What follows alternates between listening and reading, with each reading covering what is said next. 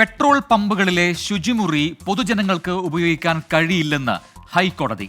പമ്പിലെത്തുന്ന ഉപഭോക്താക്കൾക്ക് മാത്രം ഉപയോഗിക്കാമെന്ന് ഹൈക്കോടതിയുടെ ഇടക്കാല ഉത്തരവ് വന്നിരിക്കുന്നു. പെട്രോളിയം ട്രേഡേഴ്സ് അസോസിയേഷൻ നൽകിയ ഹർജിയിലാണ് ഈ ഉത്തരവ്. വിഷ്ണു സുരേഷ് കൊച്ചിയിൽ നിന്ന് ചേരുന്നു ടെലിഫോൺ ലൈനിൽ കൂടുതൽ വിവരങ്ങളുമായി. വിഷ്ണു, പലയിടങ്ങളിൽ നിന്നായി ഇത്തരം ഈ വിഷയത്തിൽ ഒരുപാട് ആക്ഷേപങ്ങളൊക്കെ വന്നതാണ്. ഈ പമ്പ് ഉടമകളൊക്കെ തന്നെ ഇതുമായി ബന്ധപ്പെട്ട് പല പരാതികളും നൽകിയതാണ്. അതോടൊപ്പം തന്നെ ജനങ്ങളുടെ ഭാഗത്തും ഇത്തരത്തിലുള്ള പരാതികളൊക്കെ വന്നതും വാർത്തയാതാണ്. മുൻപ് ഈ ശുചിമുറി ഉപയോഗിക്കാൻ കഴിയുന്നില്ല, അത് പൂട്ടിവെക്കുന്നു എന്നൊക്കെയുള്ള ആക്ഷേപങ്ങളൊക്കെ ഉണ്ടായിരുന്നു.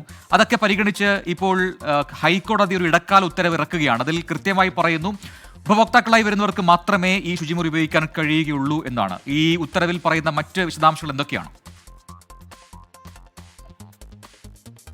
പ്രജിൻ, നിലവിൽ ഈ ഉത്തരവിന്റെ പകർപ്പ് പുറത്തു വന്നിട്ടില്ല. ചില പരാമർശങ്ങൾ മാത്രമാണ് പുറത്തു വന്നിട്ടുള്ളത്. നേരത്തെ കോഴിക്കോട് സ്വദേശിനി ഒരു പരാതി നൽകിയിരുന്നു. ഒരു പമ്പ് ഉടമ ഇത്തരത്തിൽ ശുചിമുറിയുടെ താക്കോൽ നൽകാതിരിക്കുന്നു എന്ന് അവർക്ക് ബുദ്ധിമുട്ടുണ്ടായി ചൂണ്ടിക്കാട്ടി. അന്ന് ഉപഭോക്തൃ കോടതി അവർക്ക് 1 ലക്ഷം രൂപ പിഴയിനത്തിൽ നൽകുകയും ചെയ്തതാണ്. അങ്ങനെ ഒരു സാഹചര്യം നിൽക്കുമ്പോഴാണ് സർക്കാർ തന്നെ ഒരു പൊതുവിജ്ഞാപനം ഇറക്കിയത്. ഇത്തരത്തിൽ പമ്പുകളിലെ ശുചിമുറികൾ പൊതുജനങ്ങൾക്ക് ഉപയോഗിക്കാമെന്നായിരുന്നു ആ വിജ്ഞാപനം. തിരുവനന്തപുരം കോർപ്പറേഷനും സമാനമായ ഒരു വിജ്ഞാപനം ഇറക്കുകയും ചില പോസ്റ്ററുകൾ, ഇതുമായി ബന്ധപ്പെട്ട സൈൻ ബോർഡുകളൊക്കെ സ്ഥാപിക്കുകയും ചെയ്തിരുന്നു. പക്ഷേ ഇത് ചോദ്യം ചെയ്താണ് പെട്രോളിയം ഡീലേഴ്സ് അസോസിയേഷൻ നിലവിൽ ഹൈക്കോടതിയെ സമീപിച്ചത്. ഇതിൽ ചില സുരക്ഷാ പ്രശ്നങ്ങളുണ്ട്.